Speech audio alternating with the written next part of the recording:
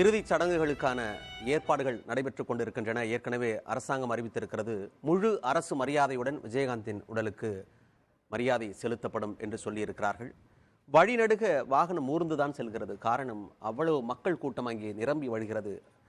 எப்படி அவர் வாழ்ந்திருக்கிறார் என்பதற்கு சான்றாக மக்கள் அங்கே குழுமி இருக்கிறார்கள். வந்திருக்கும் அத்தனை பேரும் தொண்டர்களோ ரசிகர்களோ அல்ல.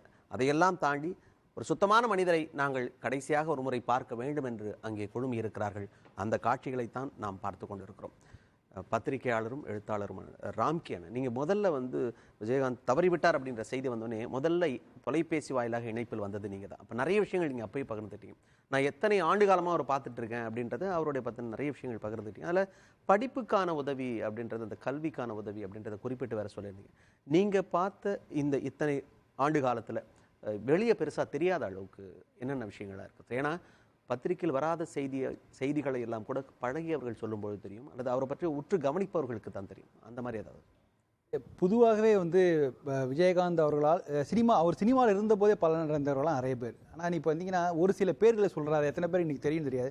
சத்யநாராயணன், ராமு வசந்தன், இவர்களெல்லாம் இன்றைய தலைமுறை எத்தனை பேருக்கு ஞாபகம் தெரியாது. ஆனால் இவர்கள்லாம் ரஜினி ரசிகர் மன்றம், விஜயகாந்த் ரசிகர் மன்றத்தில் அவங்க ஒரு உற்சவராக இருந்து தமிழகம் முழுக்க பயணப்பட்டவர்கள்.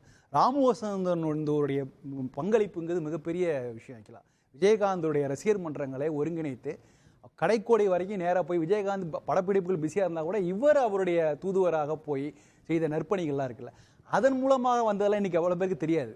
அது இப்போ நீங்கள் சொல்ற அந்த பேரு உடையவங்க தான் கடைசியில் இருக்கிற ரசிகர் வரைக்கும் விஜயகாந்துக்கு இணைக்கின்ற பாலமாக இருக்கிறாங்க. ஸோ இப்போ நம்ம கேள்விப்படுற விஷயங்கள் எல்லாமே விஜயகாந்தால் நேரடியாக பலனடைந்தவர்கள் பற்றின விஷயங்களை தான் நம்ம கேள்விப்படுறோம்.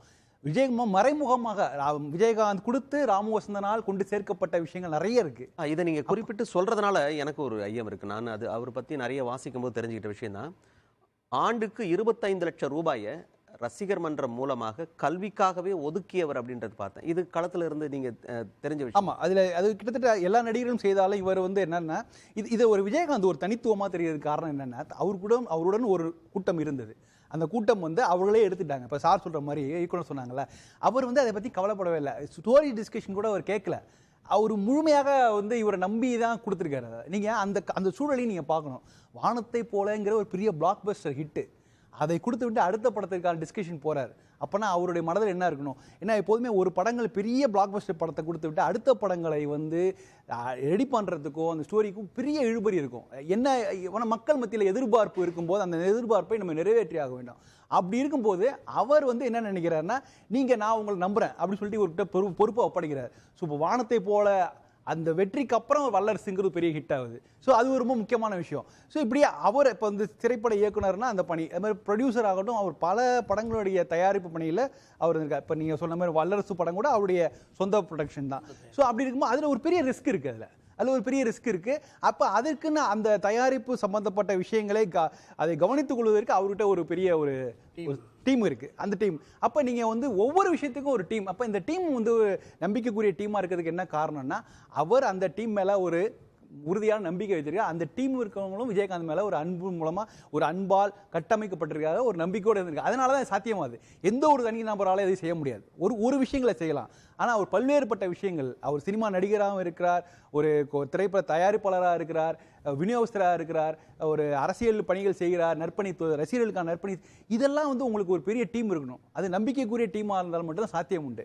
ஸோ இப்போ நம்ம கேட்குற விஷயங்கள் எல்லாருமே சம்பந்தப்பட்டவர் நேரடியாக பதிவு செய்யப்பட்ட விஷயங்கள். இது மறைமுகமாக எத்தனையோ பேருக்கு கொடுத்துருக்கலாம், அவர் நிறைய பேருக்கு போய் சேர்ந்துருக்கலாம். ஸோ அதெல்லாமே பதிவு செய்யப்படும் போது அவருடைய ஆளுமை இன்னும் அவருடைய உயரம் முழுசாக தெரியுது. அதான் வெளியே வராத நிறைய விஷயங்கள் இந்த மாதிரிலாம் இருக்கு. அது வெளியே வந்ததே இல்லை அப்படின்னு தொடர்ந்து பேசலாம். விஜயகாந்துடைய ஆரம்ப கால நாள்களில் பல புகைப்படங்களை எடுத்து அது இன்று வரைக்கும் பலரது வீடுகளில் இருக்கின்ற புகைப்படங்களாக மாறி இருக்கிறது. அதற்கு காரணம் புகைப்பட கலைஞர் ஆசை தம்பி. அவர் நம்மோடு இணைந்திருக்கிறார். சார் வணக்கம். வணக்கம். பன்னெடுங்காலமா அவர் கூட நீங்க பயணிச்சிருப்பீங்க. விஜயகாந்த் அப்படின்னு சொன்ன உடனே என்னென்னலாம் நினைவுக்கு வரும் சார்? விஜயகாந்த்னா ஒரு நல்ல உயர்ந்த மனிதனை பார்க்குறோம் அப்படின்ற எண்ணங்கள் என்ன மனதில் தோணுனது ஆரம்ப காலத்தில். அதுக்கு மெயினாக அவர் என்கிட்ட ஃபோட்டோ எடுக்க அனுப்புனது ஒரு பெரிய புருடைய வெளியிட்டார். சேனாஸ் ஃபிலிம்ஸ்காரர் எனக்கு அனுப்பினார்.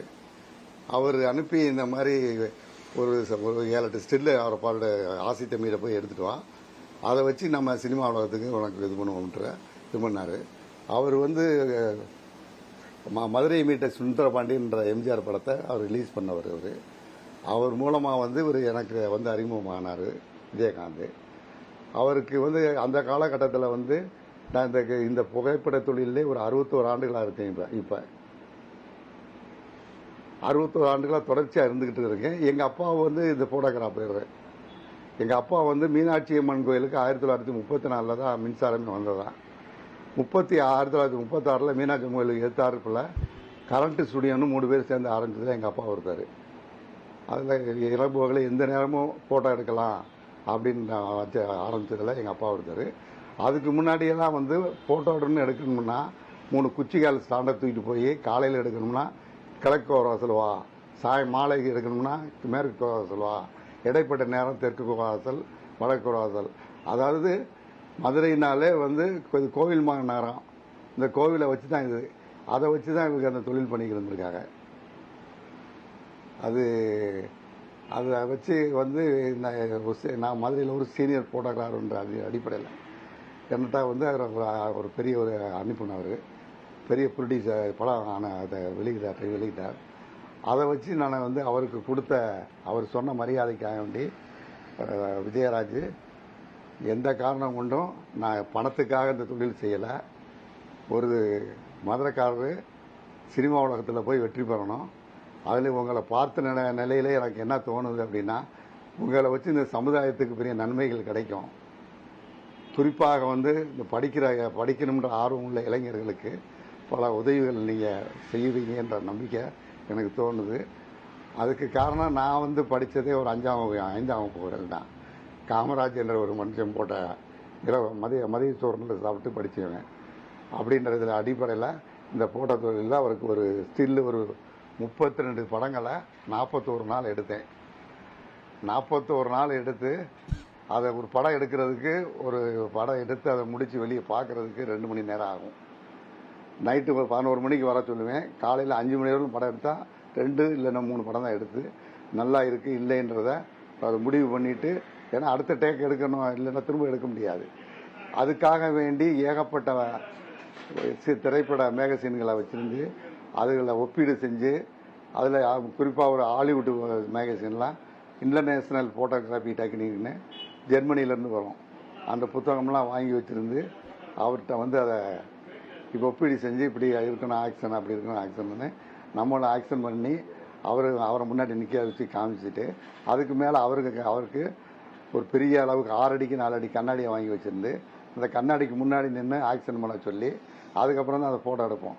காரணம் என்னென்னா, ஃபோட்டோகிராஃபின்றது அந்த காலத்தில் வந்து அது ரொம்ப செலவு பிடிக்கக்கூடிய தொழில். அது செலவு பிடிக்கக்கூடிய தொழில்ன்றதை விட ஒரு படத்தை எடுத்து அதை டார்க் ரூமில் போய் ப்ராசஸிங் பண்ணி வர்றது, எப்படி பெண்கள் வந்து குழந்தை பிறதுக்கு 10 மாதம் ஆகுதோ ஆஸ்பத்திரியிலேருந்து வெளியே வந்து அந்த குழந்தைய பார்க்குற மாதிரி. புரியுது.